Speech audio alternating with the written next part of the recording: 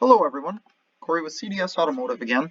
Today I've got a little bit of a different video that I'm going to put out there. This is more of a training style format case study that I put together. Obviously it's on a 2005 Buick Lesabre Limited. So I hope you guys enjoy this. I hope you find a couple tips and tricks in there that maybe will help you refine or build your process. And as far as diagnosis is concerned, or if you don't find any tips or tricks, I hope you find it interesting and entertaining. So let's get into this.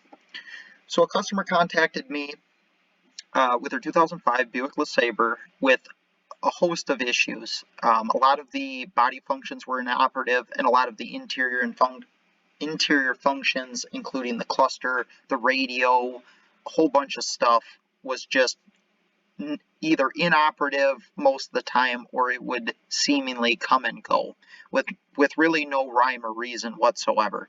The vehicle did start and drive, and they were continuing to use the vehicle as they needed it, but there was just a host of issues that seemed to be worsening as time went on, and it got to the point that they said, hey, you know what?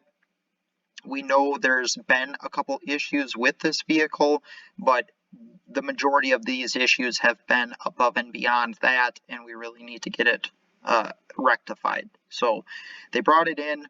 As you can see there on the bullet points, I won't go through all of them, but you can read them there. They noticed that the battery voltage changed on the instrument cluster readout when the issue was present versus when it was not present. A lot of other odd things, such as the clock would not keep correct time, the radio would become inoperative, the theft light would come on, steering wheel buttons didn't work, lighting functions, door lock functions, window switches, all seem to be having some sort of issue. So when I run into this amount of problems, I always try to keep it simple. Getting correct punctual information on the concern and kind of the timeline through the customer is always a fantastic first step, as it will cut down the amount of on-car time for testing it will take usually to get these issues pinpointed and resolved, which is great. It saves you time, saves the customer money, everybody's happy, right? So I'm kind of thinking about this as I'm taking notes down from the customer, and you know, where do you begin? Well, given the age of the vehicle and the issues at hand, I always like to start with a complete vehicle scan. So I got the vehicle into the shop. At this point, a battery maintainer hooked up as to not deplete our battery on us during testing, which would give us additional problems, which we don't need. So I got the scan tool hooked up, I did a complete vehicle scan, and this is what I've got. So you'll notice on the topology screen is what that's called on the scan tool, and you'll notice towards the upper right hand corner, it'll say 100% with that blue loading bar all the way through it. This is letting us know that the vehicle scan has been done, and then above that you can see the little battery with our voltage readout there at 13.6 volts, naturally, as we have the key on, engine off, but our battery maintainer is hooked up and turned on. So I thought this was very odd. I know it's an older vehicle, but you know, the fact that no module was online on the network seemed, or what seemed to be on the network seemed odd to me. I was expecting a lot of trouble codes, most likely, and possibly even some lost communication codes or certain modules pointing fingers at other modules saying invalid data or lost comm, or you know, something of that nature. But to have everything on the network not respond is not what I was anticipating. So based on that information, still keeping it simple here, I got to thinking for a couple minutes. It's like, well, what does the network need to have, and the modules need to have, for this to function as an interlinked system? Well, we need power, ground, and the ability to talk for our modules. So the fact that all the modules appeared to be offline, it didn't seem likely that every single module was missing their power feed, their ignition input, or the ground, right? So especially since the vehicle started and ran. So, obviously the PCM is controlling injectors, controlling a multitude of things. They're taking signals in, and then they're controlling function on the output side. So it seemed kind of odd. So as I was combing through the wiring diagrams and kind of back to what our network needs, we need to have complete structure within our network for all these modules to be able to communicate, transmit, and receive data. So that seemed to be the commonality between all of them. So I thought, well, let's put a breakout box on the DLC. That's not invasive. That's easy to do and quick. So I did that with the scope, and this is what I got. Now notice this isn't a multimeter view. I do apologize, I don't have the initial scope capture of the voltage, but the voltage was pulled up to that the whole time. It did not matter if the key was on and the engine was off, or the key was on and the engine was running. That voltage always just remained at that 7.35 volts. So it appeared that something was keeping this network high and not allowing the data to be transmitted within the network itself. So the next step that I did is I went and I pulled an OE factory diagram for this to see, what seems to be the common point, what's the common link, and kind of try to figure out where the best spot to break this network down would be, right? Because if we found a easy to get to connector and we could isolate that and kind of isolate a few modules or half the network and it comes back, at least, we've got better direction to where we're not dealing with the whole system. We're now dealing with half the system, which greatly reduces our time and it increases our effectiveness. So at this point, after reviewing several diagrams, I noticed that, the easiest thing to do would likely be to isolate these modules off the network one by one by removing power from them. And more specifically, I was going to remove fuses to attempt to isolate these modules. In this case, it did work, but just for forewarning, it doesn't work with every system on every architecture of network all the time. So just given the nature and kind of the simplistic nature of this older GM system, it was worth a shot anyway. So that's what I did. I pulled up, I don't have the diagram here, but I pulled up a power distribution diagram and just started kind of highlighting and figuring out where all the fuses lived and for what module they went to. So by the time I got to the radio fuse, and this fuse box is actually located under the rear seat.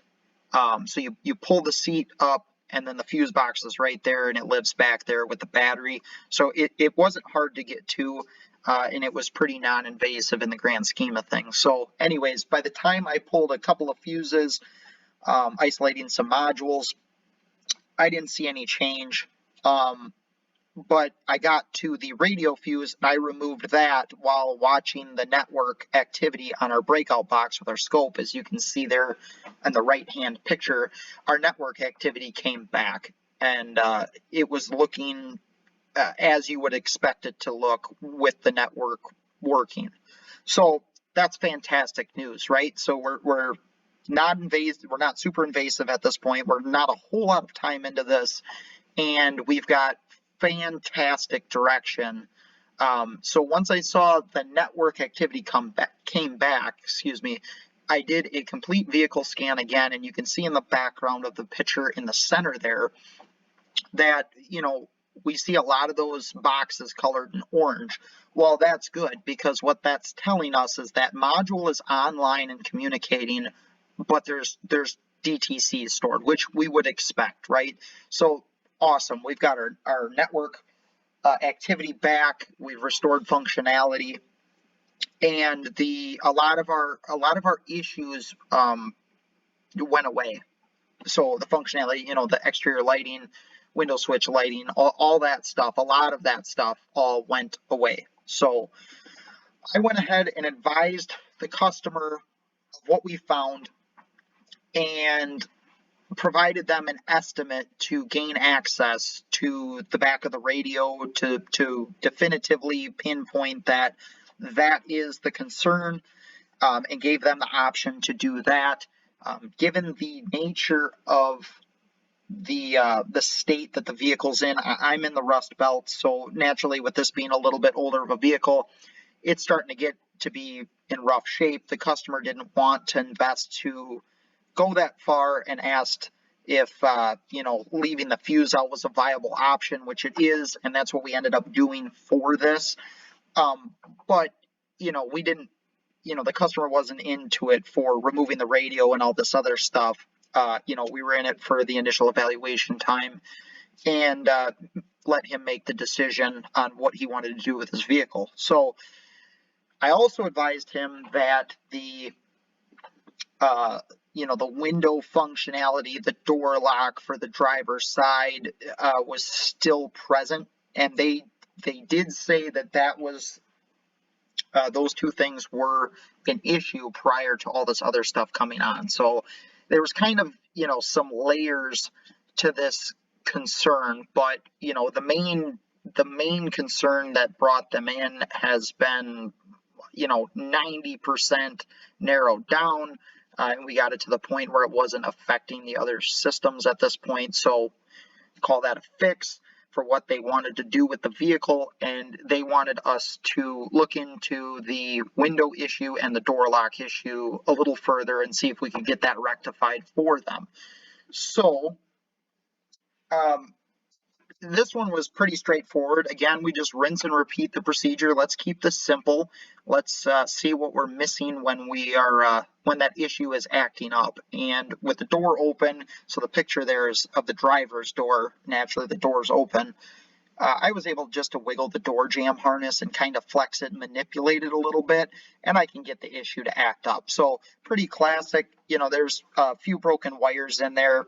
Not a huge big deal. So we got back, ran a fresh strand for each circuit through there, so we didn't have joints within the harness itself. No big deal. Checked it once we were done. Functionality returned. No more intermittent door locks or window issues.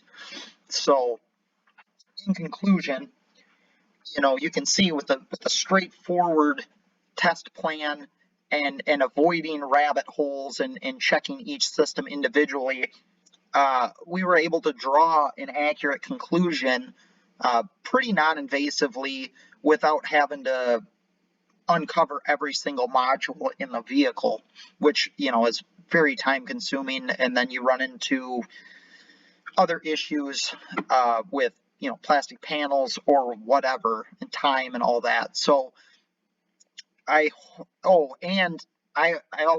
should make a note that on the picture there you see the box that says note.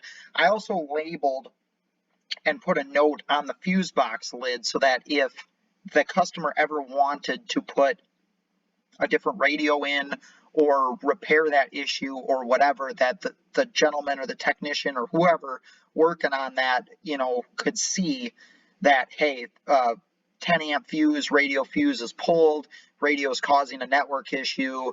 So, it kind of helps the next guy along, and it doesn't leave them scratching their head because someone was in there prior and, maybe just didn't document well what they had done and causing issues for the next guy. So I think that's important. Like I said, a straightforward test plan. Use your service information, use your common reasoning and your deductive reasoning and your thought process. Be nice to the next guy. And you guys, like I said, if you like if you like this video, please, comment, let me know. I'd be happy to do more of these styles of videos. But if you didn't, I hope that you found something useful out of this. If you didn't, hopefully it was interesting and entertaining at the very least. So I thank you everyone for your time. And if you're subscribed to the channel, thank you very much. You guys, thanks for watching. Have a great day, and we'll catch you on the next one.